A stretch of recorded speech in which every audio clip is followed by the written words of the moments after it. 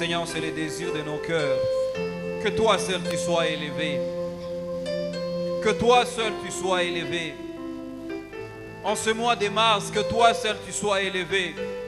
Dans nos vies, dans nos familles, dans cette église, que toi seul tu sois élevé. Dans ces pays, que toi et toi seul. Car il n'y a personne d'autre qui est comme toi. Pendant ce moment aussi, Seigneur, que toi seul tu sois élevé. Que ce moment soit béni par toi. Toi qui as accepté de mourir par la croix afin de nous sauver.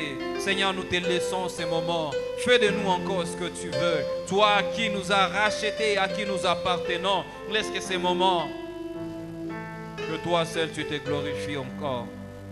Bénis tout un chacun d'entre nous. Et que toi seul tu nous conduises selon ta volonté. Au nom de Jésus, nous avons ainsi prié. Amen. Amen.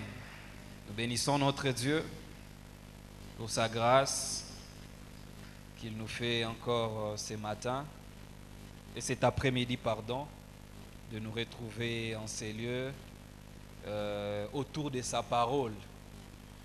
Et je bénis le Seigneur qui permet à ce que nous puissions être en ces lieux. Et je dis merci infiniment à notre maman pour la confiance. Et merci aussi à vous pour votre présence en ces lieux. Et ce soir, nous voulons essayer un peu de, je ne sais pas comment dire, nous serons comme en train de faire une transition entre les thèmes que nous avons abordés les mois passés et les thèmes que nous allons aborder tout au long de ces mois. Ce sera comme une introduction, mais en même temps, nous allons toucher un peu le thème du mois passé.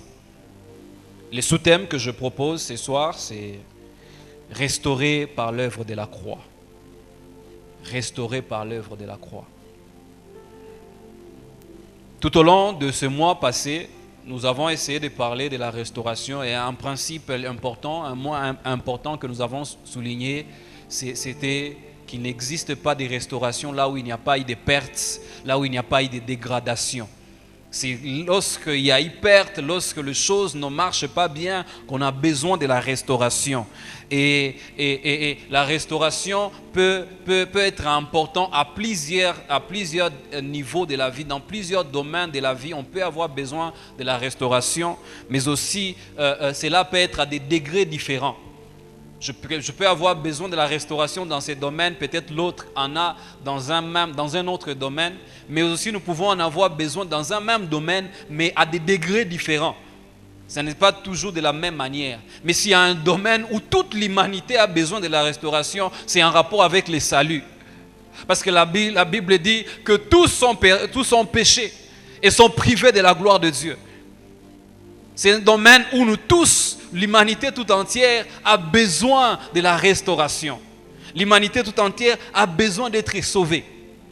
Parce que nous sommes tous perdus et nous avons besoin d'être restaurés.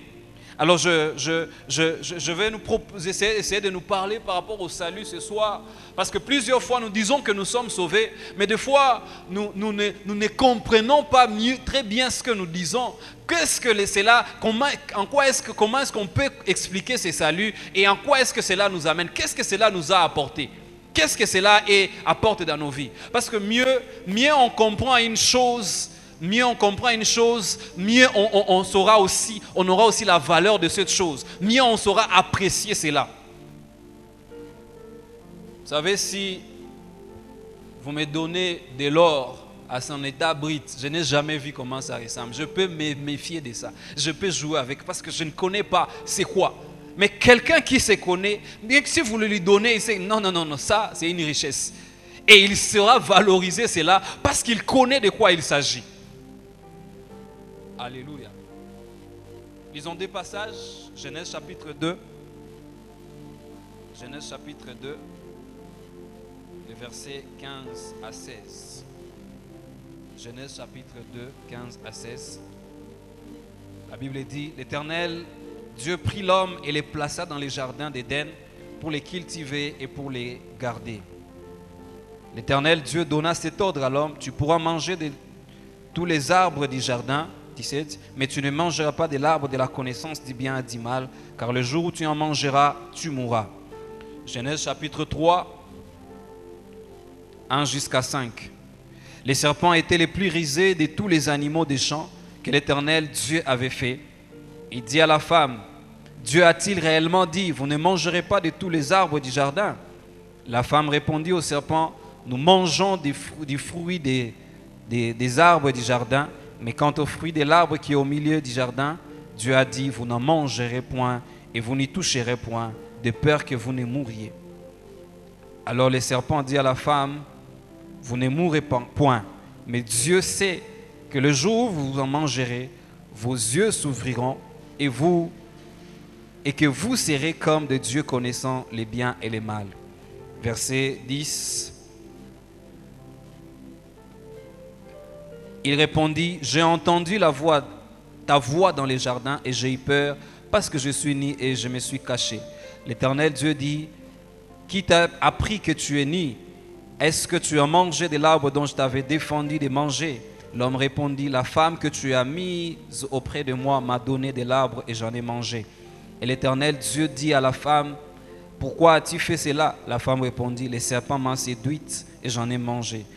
L'Éternel Dieu dit au serpent, puisque tu as fait cela, tu seras maudit entre tous les bétails et entre tous les animaux des champs.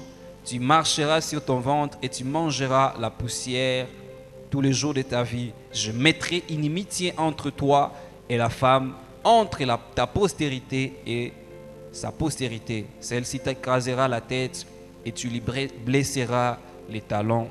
Amen. Alors, comme nous venons de les lire ici, c'est l'histoire de nos ancêtres. Adam, Dieu l'a placé dans les jardins et après la création, dans les jardins d'Éden, Éden qui veut signifier lieu de délices ou le paradis terrestre. Dieu a placé Adam dans les jardins d'Éden, mais à côté du fait qu'il l'ait placé dans les jardins, il a donné une loi à l'homme, ce que nous avons lu dans Genèse chapitre 2. La loi était là.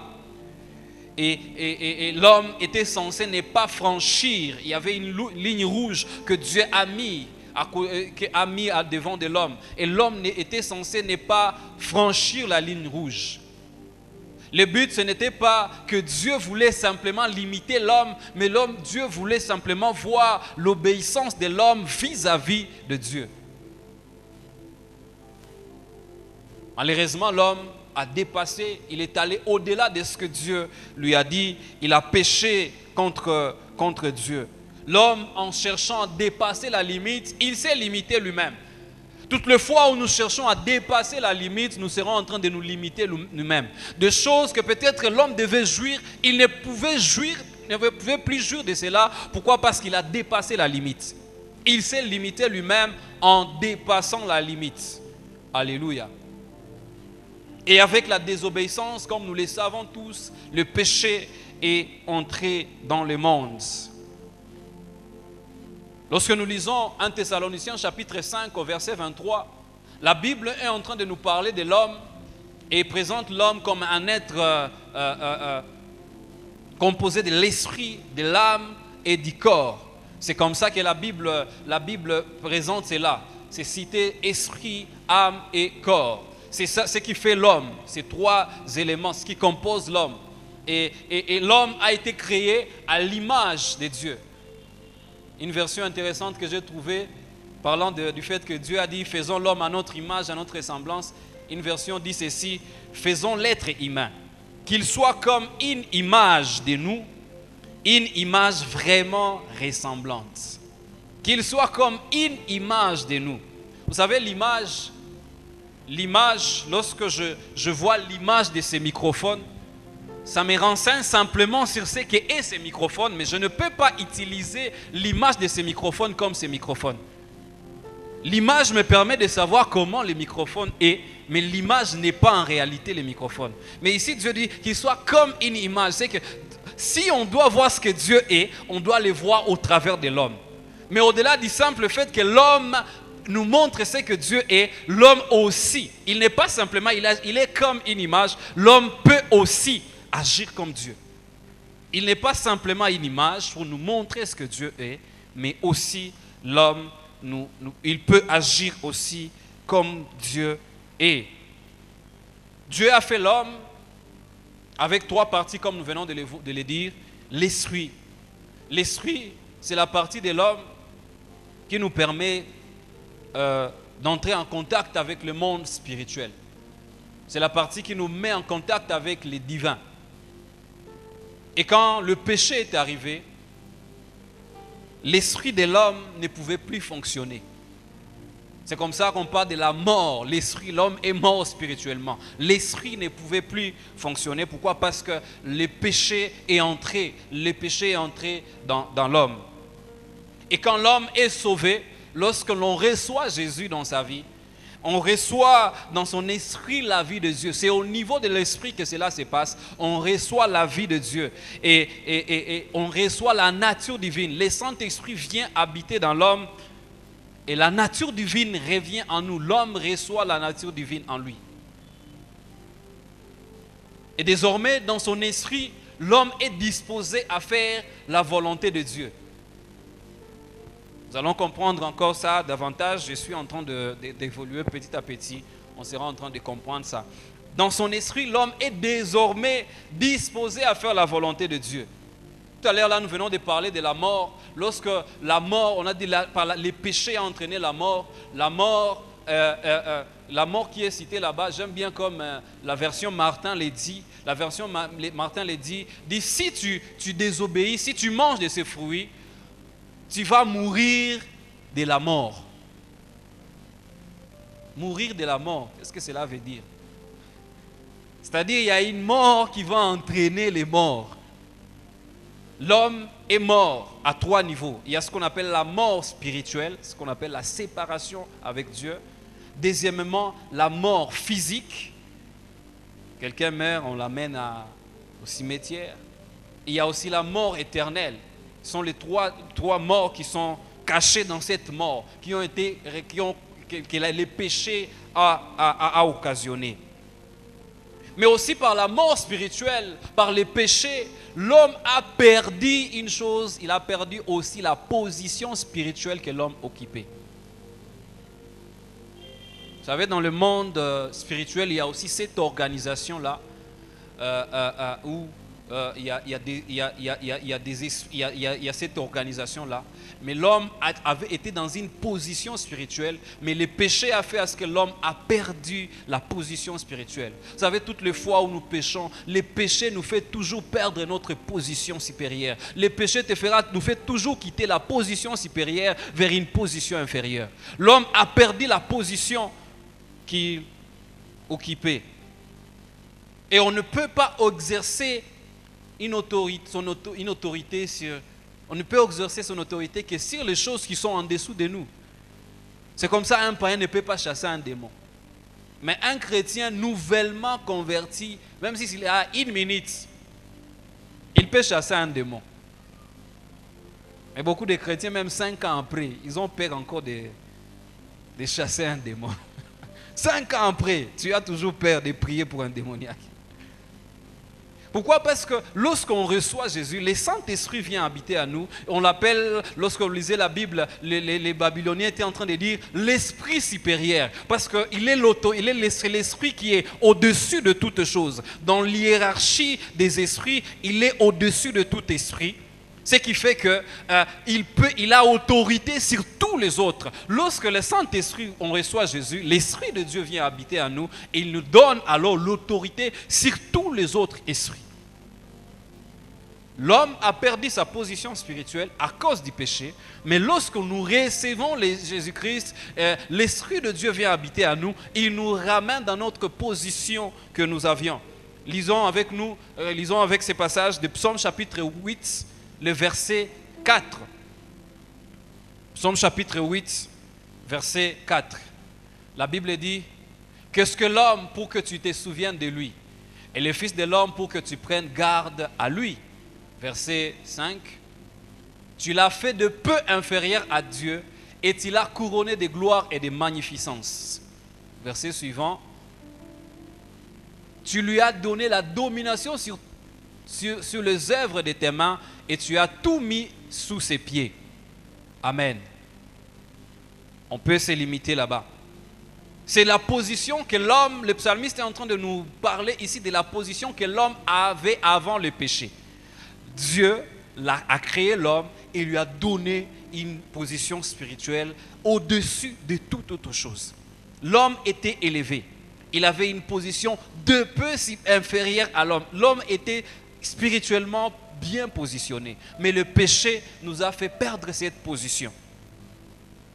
Mais lorsque nous voyons dans Colossiens chapitre 3 au verset 3, la Bible est en train de dire que nous avons été replacés avec Christ en Dieu. En Christ, nous avons été rétablis dans notre position. C'est comme ça que je venais de dire que même un nouveau converti d'une heure, de 30 minutes même, même d'une minute, il a autorité sur les démons. Pourquoi? Parce qu'il a été repositionné à sa position initiale, à la position où Dieu nous a placés en créant l'homme. Avec le péché, l'homme n'est pas devenu esclave du diable. L'homme est devenu esclave du péché. C'est ce que la Bible nous dit. L'homme n'est pas esclave du diable, il est devenu esclave du péché. Lorsque l'homme a péché, il est devenu esclave du péché et non esclave du diable. Ça, vous pouvez trouver dans Jean chapitre 8, 34, Romains 6, 6. Et c'est comme ça que Jésus, en mourant sur la croix, il n'était pas en train de payer un prix au diable. Non. Jésus était en train de payer un prix à Dieu. Parce que c'est la loi de Dieu. Les péchés, c'est passé à côté de la loi de Dieu. C'est Dieu qui a été lésé. Et c'est la loi de Dieu qui a été lésée. C'est Dieu qui devait être dédommagé. Parce que c'est sa loi qui a été lésée. Jésus était en train de payer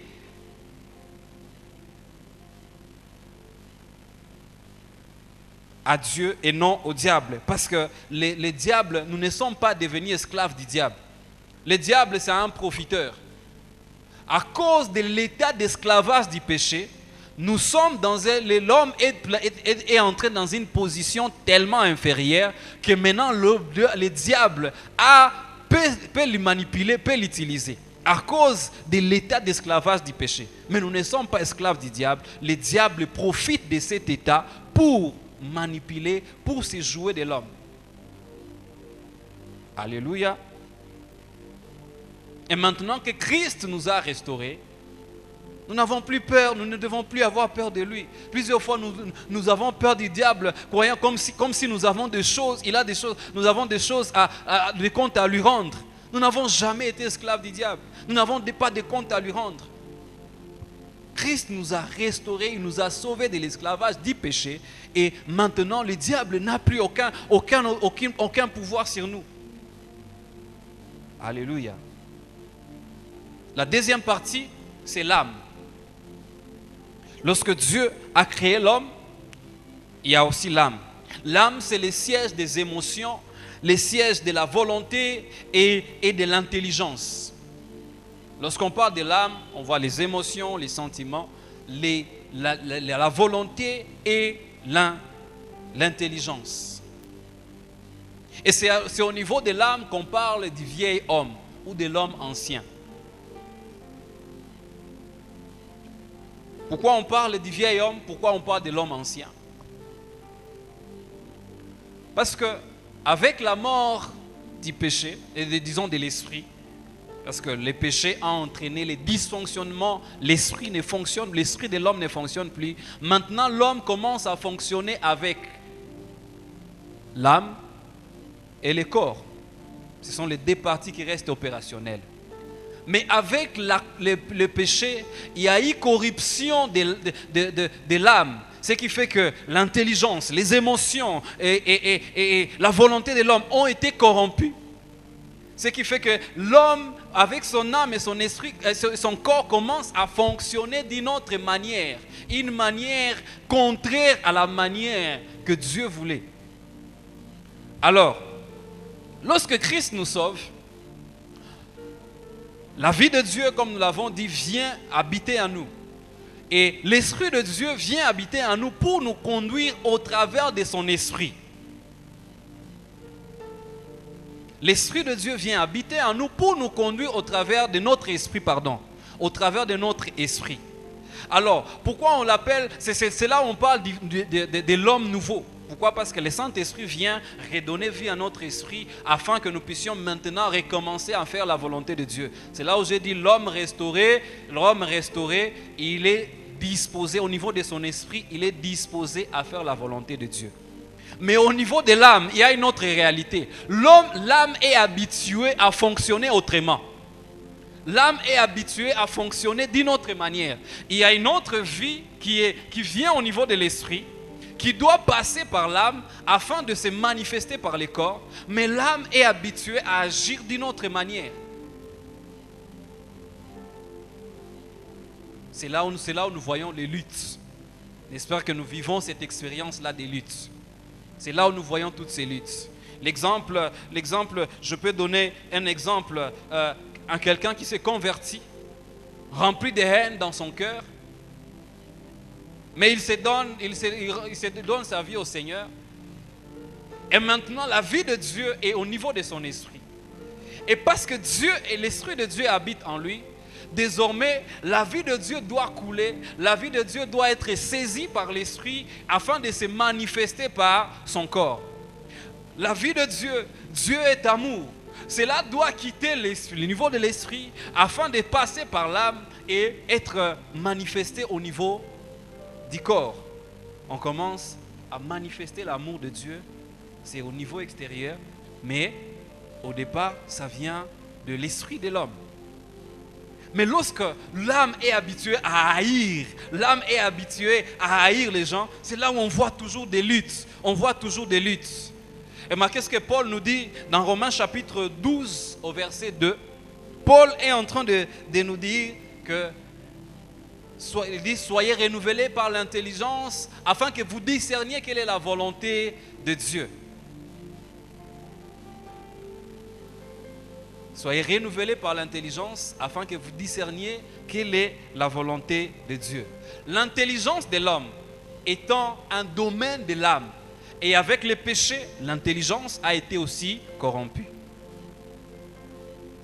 Ce qui fait que lorsque la volonté de Dieu vient du niveau de l'esprit et que l'âme doit saisir cela, l'intelligence étant corrompue, l'homme ne peut pas faire la volonté de Dieu. D'où il faut ce qu'on appelle le renouvellement de l'intelligence. Il faut que l'intelligence aussi soit changée, soit transformée, afin que l'homme soit à mesure de faire quoi? La volonté de Dieu. Lorsque ça arrivera au niveau de l'âme, et que l'intelligence a été changée, ce qui fait que l'homme commencera maintenant facilement à faire la volonté de Dieu. La vie part de l'esprit de l'homme, ça doit passer par l'âme et se manifester par les corps. La volonté de Dieu, c'est que nous puissions aimer. Mais au niveau de l'âme, il y a cette pensée, il y a cette mentalité-là de la haine, il y a cette pensée, ce principe de la haine qui règne. Il faut qu'il y ait ce changement, ce renouvellement de l'intelligence, afin que lorsque Dieu nous demandera d'aimer, que ça soit facile, que nous puissions facilement aimer, et qu'au niveau de notre corps, nous puissions manifester cet amour. Alléluia. Et lorsque nous parlons du renouvellement de l'intelligence, nous parlons de quoi? Je vais parler de 3 choses. Le renouvellement de l'intelligence, c'est avoir la parole de Dieu comme source des formules et repères de notre vie. On parle du renouvellement de l'intelligence lorsque la parole de Dieu devient la source de nos formules et des repères de notre vie. Le monde dans lequel nous vivons, le monde corrompu par le mal, par le péché, a un système de fonctionnement. Le monde a une certaine manière de faire. Mais lorsque nous sommes sauvés, nous devons arriver à ce niveau où notre référence, notre repère pour faire toutes choses, les formules par lesquelles nous pouvons faire toutes choses devient la parole de Dieu. C'est à ce niveau-là qu'on commence à parler du renouvellement de l'intelligence. Le but pour lequel nous commençons à faire toutes choses devient la gloire de Dieu. Pourquoi? Parce que nous nous référons à sa parole. Éphésiens chapitre 4, le verset 17 à 20, que nous allons lire rapidement. Voici donc ce que j'ai dit et ce que je déclare dans le Seigneur. C'est que vous ne devez plus marcher comme des païens qui marchent selon la vanité de leurs pensées. Ils ont l'intelligence obscurcie. Ils sont étrangers à la vie de Dieu à cause de l'ignorance qui est en eux, à cause de l'endurcissement de leur cœur. Ayant perdu tout sentiment, ils se sont livrés à la dissolution pour commettre toute espèce d'impureté jointe à la cupidité.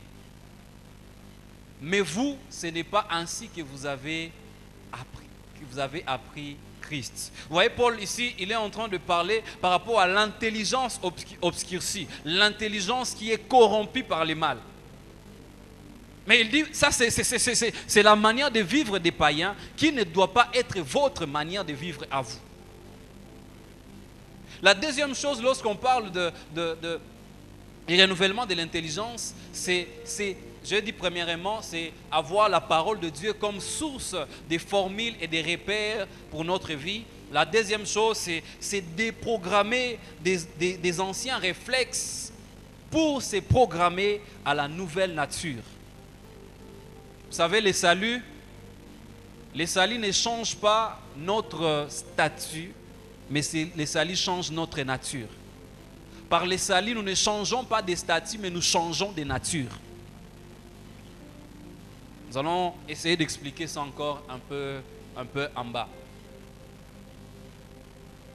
Lorsque nous disons renouvellement de l'intelligence, c'est à ce niveau où notre manière de faire ne dépend plus de notre tribu, du système dans lequel nous avons grandi, mais tout devient sur base maintenant de la parole de Dieu. Nous sommes déprogrammés de la manière de faire. Non, chez nous, on fait ceci. Non. Mais maintenant, la parole de Dieu, parce que nous avons changé de camp, la parole de Dieu devient la source de nos inspirations, la source de nos réflexes.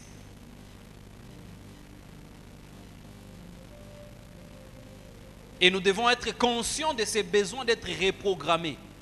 C'est un besoin pour tout homme.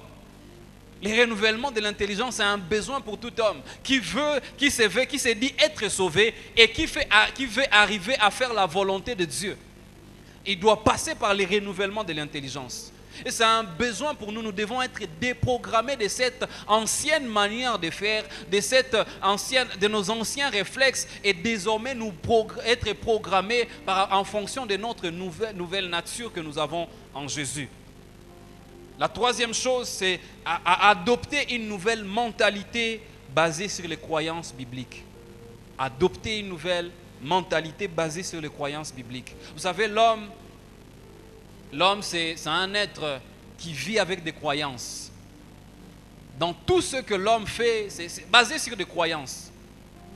Et les croyances influencent d'une certaine manière notre comportement.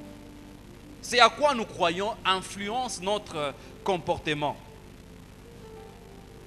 Et en tant que chrétiens, les croyances bibliques doivent arriver à influencer notre manière de faire. C'est à cela qu'on parlera du renouvellement de l'intelligence, où les croyances bibliques influencent notre manière de faire, où les croyances bibliques arrivent à influencer notre langage, les croyances bibliques arrivent à influencer notre comportement, les croyances bibliques arrivent à influencer nos garde-robes, les croyances bibliques arrivent à influencer notre système de pensée. Alléluia. C'est à cela qu'on parle du renouvellement de l'intelligence. Là, nous sommes en train de parler de la deuxième partie de l'homme qui est l'âme. Troisièmement, le corps. Le corps qui est une des parties aussi.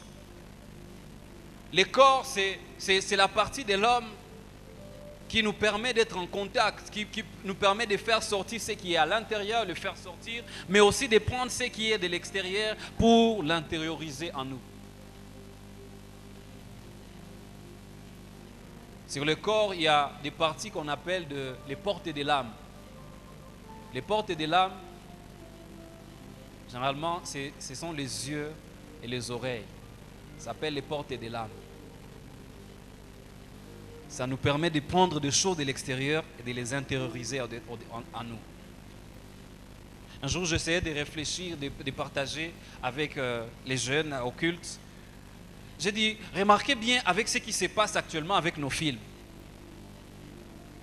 Ce n'est pas étonnant qu'aujourd'hui nous voyons une génération plongée dans l'impudicité. Pourquoi? Parce que, remarquez que c'est difficile dans tous les films que nous voyons. Il y a même des petites séquences de la sexualité. Ça semble être petit, c'est quelques secondes, mais essayez de voir, ça c'est les portes de l'âme. Ça entre. Mais à force d'emmagasiner ces petites séquences, ça crée toute une grande séquence. Et désormais, c'est en vous. Ça va influencer notre manière de faire. Et maintenant, vous savez que la tendance est de vouloir vivre comme ça. Parce que nous avons fait entrer au-dedans de nous des choses. Et pourquoi nous devons veiller beaucoup à ce que nous voyons et ce que nous entendons. Comme nous parlons de la restauration par l'œuvre de la croix, j'aimerais dire aussi que le salut que nous avons et que nous sommes appelés à aller présenter, le salut n'a jamais été le plan B de Dieu. Certains pensent que le salut c'est le plan B de Dieu. Le salut n'est pas le plan B. Le salut fait partie du plan.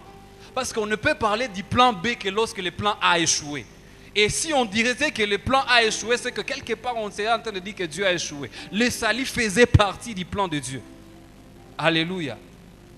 C'est l'homme qui a échoué dans le plan de Dieu, mais Dieu, lui, n'a jamais échoué dans son plan. Le salut faisait partie du plan de Dieu. Et dans le plan de Dieu, il a prévu, il savait que l'homme tombera quelque part, et il a prévu le plan de la restauration. Lorsque nous apportons le salut, nous sommes en train de contribuer à la matérialisation de ces plans de Dieu.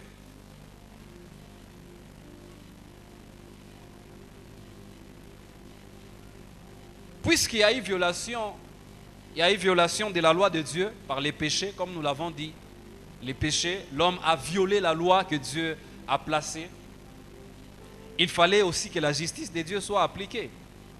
Et la justice de Dieu dit, celui qui pêche doit mourir. Mais à côté de la justice de Dieu, il y a eu aussi l'amour de Dieu. Dieu, dans sa justice, l'homme a péché, l'homme doit mourir. Mais dans son amour, il veut sauver l'homme. Mais comment est-ce que la justice de Dieu sera satisfaite? Parce que l'homme a échoué, n'a pas pu satisfaire la justice de Dieu. Parce qu'il a péché, il n'a pas pu satisfaire Dieu par rapport à sa justice. Dieu lui-même, il a accepté de satisfaire sa propre justice. En acceptant que Christ vienne et mourir sur la croix. Lui-même, il a satisfait à sa propre justice. De sorte que désormais, celui qui s'identifie à lui est considéré comme juste. Et comment nous nous identifions à Christ? C'est en l'acceptant comme Seigneur et Sauveur. Mieux nous comprenons cela, mieux nous allons nous réjouir du salut que nous avons et mieux nous irons aussi présenter ce salut aux autres. Parce que notre sort, c'était la mort, la séparation éternelle avec Dieu. Et rien d'autre ne pouvait nous sauver de cela. Parce que la justice de Dieu devrait à tout prix s'appliquer.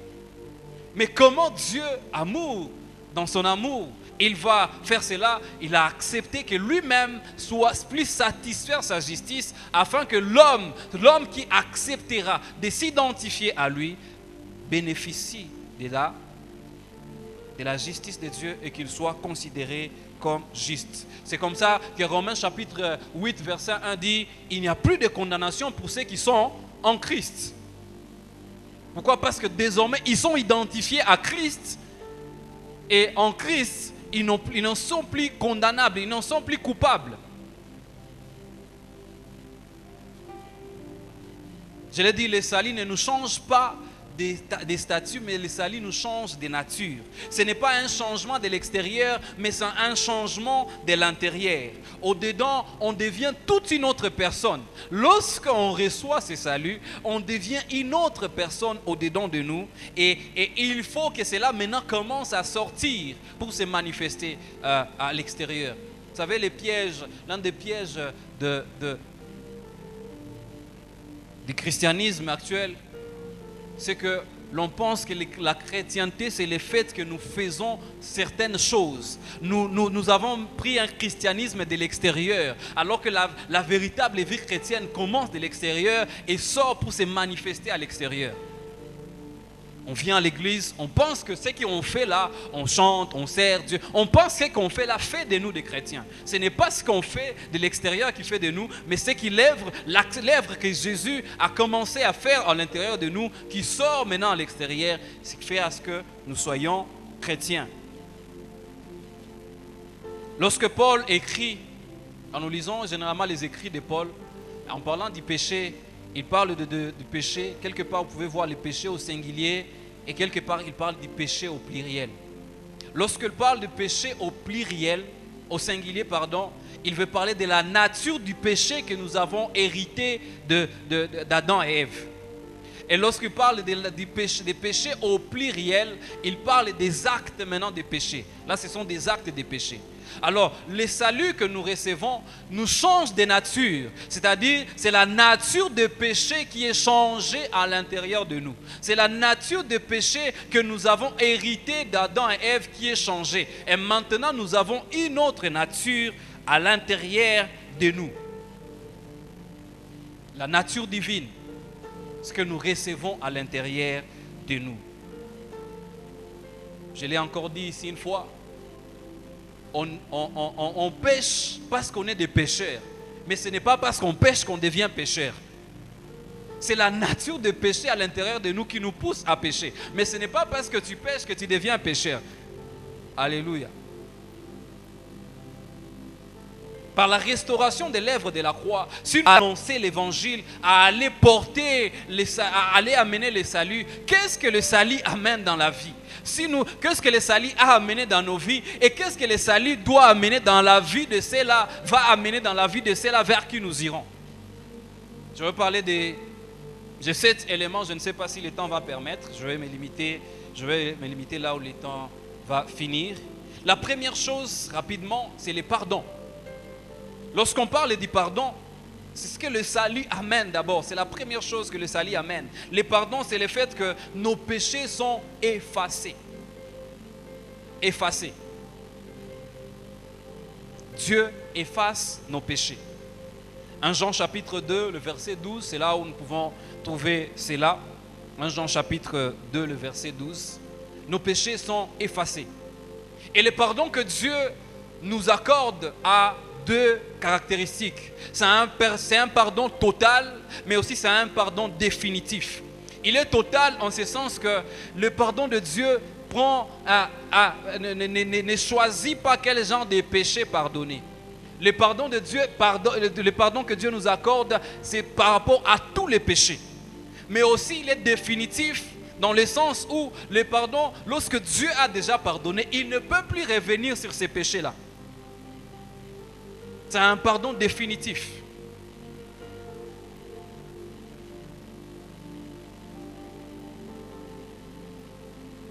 Et en donnant la nouvelle, en nous donnant la nouvelle nature, il fait de nous de nouvelles personnes, désormais des nouvelles personnes qui ont bénéficié du pardon de Dieu et en qui le pardon de Dieu doit se manifester. Comme je l'ai dit au début, l'homme est seulement l'image de Dieu dans ce sens où il doit montrer ce que Dieu est, mais il peut aussi faire comme Dieu fait. La nature divine est en nous. Le pardon de Dieu se manifeste en nous afin qu'il puisse aussi se manifester au travers de nous. Le pardon total, un pardon définitif. La deuxième chose, c'est la justification. Lorsqu'on parle de la justification, c'est le fait que nous sommes devenus justes aux yeux de Dieu.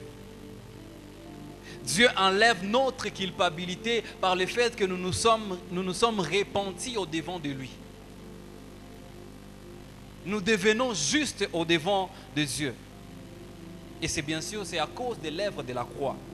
Et voilà pourquoi la Bible dit dans Romains chapitre 5 au verset 9, c'est nous avons été justifiés par son sang. C'est à cause de l'œuvre de la croix que nous avons été justifiés. Nous sommes devenus justes. Troisième chose, c'est la propitiation. Avant de parler de ça, j'aimerais revenir par rapport à ce qui se faisait dans l'Ancien Testament. Lorsqu'on parle de la propitiation, dans les tabernacles qui étaient construits au temps de Moïse, il y avait 3 parties comme nous les connaissons. Il y avait les parvis, les lieux saints et les lieux très saints. Et dans les lieux très saints, il y avait l'arche de l'alliance. Et le couvercle de l'arche de l'alliance, ça s'appelait propitiatoire. C'est comme ça que ça s'appelait. Alors, qu'est-ce qui s'est passé? Les souverains sacrificateurs entraient une fois par an dans les lieux très saints et ils venaient avec le sang d'une victime qui a été égorgée et il allait verser cela sur le propitiatoire. Et en sortant de cela, le but c'était quoi? C'est d'apaiser la colère de Dieu sur le peuple. Que la colère de Dieu soit apaisée sur le peuple. C'est comme ça que lorsque le souverain sacrificateur sortait du lieu très saint et qu'il arrivait à l'extérieur, il pouvait dire au peuple que la paix soit avec vous. C'est la même chose que Jésus a fait. Lorsque Jésus est ressuscité, il rencontre les disciples, il dit que la paix soit avec vous. C'est la même image, c'est ce que Jésus était en train de faire. Alors la propitiation, c'est quoi? C'est le fait que la colère de Dieu contre les pécheurs est apaisée. La colère de Dieu est apaisée contre les pécheurs. Petite différence entre la colère de Dieu et la colère de l'homme. La colère de l'homme, c'est une colère qui vient du mal. Mais la colère de Dieu, c'est une colère contre les mal. La colère de Dieu, c'est une colère c'est une colère contre les mal. Mais la colère de l'homme, c'est une colère qui vient du mal. C'est la petite différence entre les deux. Jésus nous a délivrés de la colère de Dieu. La colère de Dieu est sur les hommes qui sont encore loin de Dieu. La colère de Dieu est sur ces hommes qui vivent encore en rébellion contre Dieu. Et en allant vers eux annoncer l'évangile, nous cherchons à ce qu'eux aussi soient sauvés, afin que qu'ils soient aussi délivrés de la colère de Dieu. 1 Thessaloniciens chapitre 1 verset 10, c'est qui nous montre la colère de Dieu, que Christ nous a délivrés de la colère de Dieu. Frères et sœurs, la colère de Dieu est là. Et des hommes rebelles vivant dans les péchés sont sous la colère de Dieu. Et lorsque nous allons vers eux, lorsque nous serons en train d'aller vers eux, tout ce mois, c'est un mois où nous serons en train de parler de l'évangélisation. Le but, c'est qu'eux aussi soient sauvés et qu'ils bénéficient de la même grâce. Nous avons bénéficié de cela. Jésus nous a délivrés de la colère de Dieu. Et aussi, en recevant Jésus, qu'ils soient membres de nos familles, qu'ils soient nos proches, qu'ils soient nos amis, qu'eux aussi bénéficient de la propitiation afin qu'ils soient délivrés de la colère de Dieu. À côté de la propitiation, il y a la réconciliation. Par la réconciliation, Dieu réétablit une relation paisible, une relation active, une relation bienveillante avec les hommes qui étaient auparavant rebelles. Lorsqu'on parle de la réconciliation, c'est-à-dire Dieu établit une relation paisible, une relation active, une relation bienveillante envers les hommes qui étaient autrefois rebelles. Du moment où nous avons reçu Jésus, nous avons été réconciliés avec le Père. Nous sommes en relation avec lui. Il y a une relation établie. Et c'est cette relation que nous devons entretenir du jour au lendemain. C'est cette relation que nous devons essayer de cultiver du jour régulièrement. Par une vie de sanctification, par une vie d'intimité avec Dieu, par une vie de méditation, une vie de prière. C'est cette relation que nous entretenons, qui a été établie lorsque nous avons reçu Jésus. Alléluia. Romains chapitre 5, le verset 1er nous parle de cela, par rapport à la réconciliation. Romains chapitre 5, verset 10 aussi. Colossiens chapitre 1, verset 20. Cinquième chose, pour courir derrière le temps, la rédemption. La rédemption, c'est le fait qu'un prix a été payé et que désormais, nous avons changé de maître. Nous appartenons à un autre maître. Nous appartenons maintenant à Dieu. Parce qu'il a payé le prix pour nous racheter, désormais nous l'appartenons. Lorsque nous lisons ces deux passages, 1 Corinthiens chapitre 6, 20 et Éphésiens chapitre 1, verset 7, nous verrons une chose, que la rédemption que nous avons en Jésus, la rédemption que nous avons, c'est un fait et c'est quelque chose qui est déjà acquis. Hébreux chapitre 9 d'ailleurs, le verset 12 dit qu'il nous a rachetés pour une rédemption éternelle. C'est-à-dire c'est quelque chose qui a déjà été fait. Ce n'est pas quelque chose qui sera fait, mais c'est quelque chose qui a déjà été fait. Du moment où nous recevons Jésus, il a déjà payé le prix. Et du moment où nous le recevons, désormais nous l'appartenons et nous lui appartenons pour toujours. Ce n'est pas qu'il est en train de faire des choses pour que nous puissions l'appartenir. Il a déjà tout fait pour que nous puissions l'appartenir. Alléluia. Sixième chose, l'adoption. L'adoption, c'est le fait d'être élevé à la dignité et au privilège d'enfant de Dieu. Nous avons non seulement la position, mais nous avons aussi les privilèges attachés à cette position. Nous sommes devenus enfants de Dieu et nous avons tous les privilèges attachés au fait que nous sommes devenus enfants de Dieu. Jean chapitre 1, 12, à tous ceux qui l'ont reçu, à tous qui croient en son nom, a donné le pouvoir de devenir enfants de Dieu. Nous sommes devenus enfants de Dieu parce que nous avons reçu Jésus, parce que nous sommes devenus, parce que nous avons cru en son nom. Et désormais, nous sommes faits aussi missionnaires, nous sommes faits ambassadeurs de cela. Nous devons aussi apporter cela. Que ça ne se limite pas à nous. Si toi, tu as eu la grâce de devenir enfant de Dieu, il y a d'autres qui ne le sont pas encore. Comment le seront-ils si nous n'allons pas vers eux? Comment bénéficieront-ils de ces privilèges si nous n'allons pas vers eux? Un jour, dans une formation sur le discipolat, le formateur nous a donné cette illustration. Il a dit ceci: aujourd'hui, il y a une maladie qui dérange le monde. Bon, à l'époque, ce n'était pas Covid. Il dit, aujourd'hui, le sida dérange le monde. Vous vous rendez compte combien de gens meurent à cause du sida parce qu'il n'y a pas de médicaments, et que quelqu'un retrouve les médicaments, il arrive à découvrir les médicaments et puis il garde ça chez lui jalousement. Il dit, le jour où je vais tomber malade du sida, je vais utiliser ça. Il dit, si vous apprenez qu'un tel homme existe, comment allez-vous le traiter? Il dit, bon, on a répondu, on a le traité de sorcier, il est méchant et tout et tout. Il a dit, mais combien de gens meurent avec le sida? Et que nous avons avec les péchés, pardon. Et que nous avons la solution, nous avons la formule, nous avons les médicaments, mais que nous préférons garder pour nous-mêmes. Donc nous sommes méchants aussi. Alléluia. Si nous sommes devenus enfants de Dieu, et qu'il y a d'autres qui ne le sont pas encore, c'est au travers de nous que ces gens aussi peuvent bénéficier de cela. C'est au travers de nous que les gens peuvent aussi recevoir le salut et devenir enfants de Dieu et tous les privilèges qui vont avec.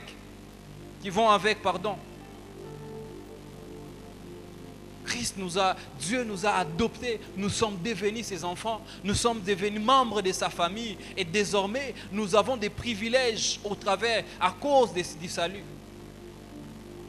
Et que ce salut doit se répandre aussi autour de nous.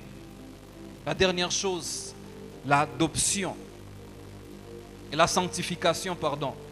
La sanctification.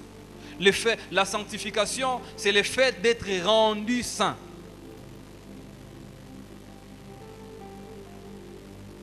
Beaucoup de gens, même à l'église, ils disent, d'ailleurs la Bible dit que sur la terre, il n'y a pas de saints. Où est-ce que c'est écrit? C'est écrit dans quelle Bible? C'est écrit dans quelle Bible? La Bible dit qu'il n'y a pas de parfaits. Sous la terre, il n'y a pas de parfaits, mais pas de saints. On ne parle pas de saints, on dit des parfaits. Parce que nous sommes devenus des saints. Nous avons été sanctifiés. Le fait que nous avons été sanctifiés, cela veut dire que nous avons reçu en nous une nature sainte. Une nature sans péché. Comme je l'ai dit, le salut change notre nature. Ne change pas notre statut, mais change notre nature. C'est la nature de péché qui a été ôtée en nous et nous avons reçu en nous une nature sainte. Et désormais, nous sommes sanctifiés, nous sommes devenus saints au devant de Dieu.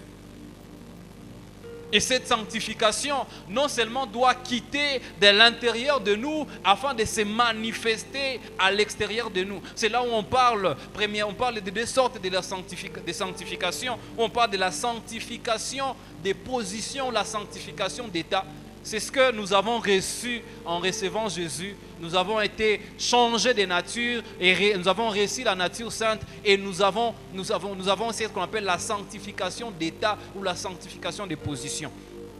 Et deuxièmement, il existe ce qu'on appelle la sanctification progressive ou la sanctification pratique. Ce qui fait que dans notre marche de chaque jour maintenant, cette sanctification qui est à l'intérieur de nous doit aussi influencer notre manière de vivre, doit aussi influencer notre manière de penser, doit aussi influencer notre manière de parler. Cette sanctification doit être pratique dans notre vie. Alléluia. Les saluts que nous avons en Jésus, nous devons comprendre cela, mais aussi chercher à aller répandre ça autour de nous. Lorsque nous voyons ce que Jésus a fait à la croix, vous ne pouvez pas vous imaginer combien de gens souffraient dans l'ancienne alliance avec les animaux. Des gens devraient offrir, non pas pour que leurs péchés soient effacés, mais pour que leurs péchés soient couverts. Pas pour que cela soit effacé. Mais le salut que nous avons en Jésus a effacé. À cause du pardon que nous avons dans ce salut, nos péchés ont été effacés. Combien c'est merveilleux l'œuvre de la croix que Jésus a fait pour nous. Combien c'est merveilleux ce que Jésus a accompli pour nous à la croix. Est-ce que cela ne vaut-il pas la peine que nous aussi nous prenions le courage de sortir, d'aller vers les autres pour qu'eux aussi bénéficient de ce que nous bénéficions déjà? Alléluia. Prenons cet engagement d'être des gens qui vont répandre les salis autour de nous, qui vont répandre cette vie autour de nous. Des gens qui vont aller annoncer cette bonne nouvelle autour de nous. Que Dieu nous bénisse. Je ne sais pas s'il y a une question. Nous avons essayé de parler de beaucoup de choses où nous étions en train de toucher un peu le thème du mois passé et les thèmes de ce mois. Nous avons parlé sur ces thèmes restaurés par l'œuvre de la croix. Et nous avons montré comment est-ce que le péché est entré dans l'homme, dans le monde. Et comment est-ce que le péché a touché l'homme au niveau de l'esprit, de l'âme et du corps. Mais aussi comment est-ce que Christ, par l'œuvre de la croix, il change. Comment cela commence au niveau de notre esprit. Comment cela affecte notre âme. comment cela aussi doit affecter notre corps. Parce que nous avons dit, mieux nous comprenons les saluts, mieux nous saurons la valeur, nous saurons apprécier cela. Nous ne pouvons pas aller présenter quelque chose que nous ne comprenons pas. C'est mieux que nous puissions d'abord comprendre. Quand on disait je suis sauvé, qu'est-ce que cela veut dire? Qu'est-ce que le salut m'a apporté? C'est mieux, si je comprends ça très bien, si je comprends ce que cela a fait dans ma vie, c'est alors que je peux aussi aller apporter cela autour de moi et aux autres. Et nous avons parlé de certains avantages, de ce que le salut apporte dans nos vies. Nous avons parlé du pardon de Dieu, qui est un pardon total et définitif. Nous avons parlé de la justification, de la propitiation, où nous avons, et la colère de Dieu, nous avons été délivrés de la colère de Dieu. Nous avons parlé de la réconciliation, où une relation a été réétablie entre nous et Dieu, de la rédemption, de l'adoption et la sanctification. Voilà un peu ces quelques éléments que nous avons essayé de toucher par rapport à l'enseignement de ce soir. S'il n'y a pas de questions, nous allons prier le Seigneur. Par rapport à la pensée de ce mois, allez faire de toutes les nations des disciples. Nous allons prier et dire à Dieu de faire de nous des gagneurs d'âmes. Que Dieu nous donne la compassion des âmes. La Bible dit un jour Jésus, il a vu la foule venir auprès de lui. Et il a eu compassion parce qu'ils étaient comme des brebis sans berger. Il a eu compassion. Et parce qu'il a eu compassion, la Bible dit, il s'est mis à les enseigner. Que Dieu nous donne la compassion des âmes. Afin que cette compassion nous pousse à aller vers ceux-là qui sont perdus, à aller vers ceux-là qui vivent encore dans le péché, ceux-là qui ne bénéficient pas de ce salut, qui ne bénéficient pas encore de ce salut que nous avons en Jésus-Christ. Ceux-là qui sont encore sous la colère de Dieu à cause de la vie des péchés. Que Dieu nous donne la compassion afin d'aller vers eux. Est-ce qu'on peut prier le Seigneur? Dieu de grâce, nous avons besoin de ta grâce encore. Et demandons au Dieu cet après-midi que tu nous donnes la compassion des âmes. Que tu remplisses nos cœurs de la compassion des âmes. Que tu remplisses nos cœurs de ta compassion. De sorte que ce que tu as fait dans nos vies, Seigneur, que ce salut dont nous avons parlé ce soir, que tu as apporté, ce salut qui a changé tout au niveau de notre esprit, au niveau de notre âme, au niveau de notre corps, que c'est là que nous puissions aussi aller parler de cela aux autres, afin qu'eux aussi bénéficient de ce que nous bénéficions en toi. Que ceux-là qui vivent encore dans la boue du péché, que ceux-là qui sont perdus à cause du péché, que nous allions vers eux, afin qu'eux aussi reçoivent, éternel Dieu, les saluts que nous avons reçus en toi. Éternel Dieu, nous prions pour que toi seul tu remplisses. Remplis-nous de la compassion des âmes. Remplis-nous de la compassion des âmes. Qu'autour de nous, que nous soyons passionnés d'annoncer la bonne nouvelle. Qu'autour de nous, que nous soyons passionnés de parler de Jésus. Qu'autour de nous, que nous soyons passionnés de parler de ces saluts que tu as apportés dans nos vies, ô éternel Dieu. Et qu'au travers de nous, plusieurs soient sauvés. Seigneur, en ce mois, qui est un mois d'évangélisation, Seigneur, fais de nous des acteurs de l'évangélisation. Fais de nous des agents par lesquels beaucoup seront sauvés. Parce que tu nous as sauvés, parce que tu as déposé, tu nous as sauvés. Éternel, que par nous plusieurs aussi soient sauvés et qu'ils bénéficient de tout ce que nous bénéficions au travers du salut. Seigneur, merci pour ta grâce. Merci. Nous te remercions infiniment, Père éternel, pour ta grâce et ton amour au milieu de nous, toi qui nous as fait du bien. Tu as rassemblé ton peuple encore en ces lieux et tu nous donnes ta justice au travers de l'œuvre de la croix. Tu nous as franchis, Seigneur, que nous soyons libres, non pas, Seigneur, pour passer le temps inutilement sur la terre, mais pour te louer, t'adorer et aussi annoncer la bonne nouvelle aux pauvres. Merci de nous avoir fait du bien, de nous avoir parlé. Merci de nous avoir forgés, de nous avoir formés, Père, au travers de ces enseignements. Laisse que ceci puisse être gravé dans nos cœurs et qu'ils produisent des bons fruits, lesquels fruits qui vont demeurer, même par rapport aux défis, Seigneur, qui nous attendent, par rapport au suivi des âmes. Père éternel, capacite-nous et aide-nous, car nous avons besoin de toi. Merci de nous faire encore énormément du bien. Au nom puissant et merveilleux nom de Jésus, nous prions ainsi. Amen. Oui, il y a de quoi acclamer le Seigneur. Offrons avec joie notre Seigneur. Nous donnons quelques communiqués et le diacre Alain viendra clôturer ce moment, prier pour les offrandes et recommander notre chemin de retour. Nous rappelons juste que demain nous allons nous retrouver dans nos différentes cellules de prière. Si vous n'en avez pas, vous pouvez nous voir après les cultes et nous allons vous orienter. Nous rappelons aussi que les vendredis à 17h30, nous aurons réunion avec tous les membres du comité d'équipe de professionnels. Nous allons nous retrouver à partir de 17h30, juste après les cultes d'intercession. Nous rappelons que ce dimanche, nous avons notre opération achat parcelle.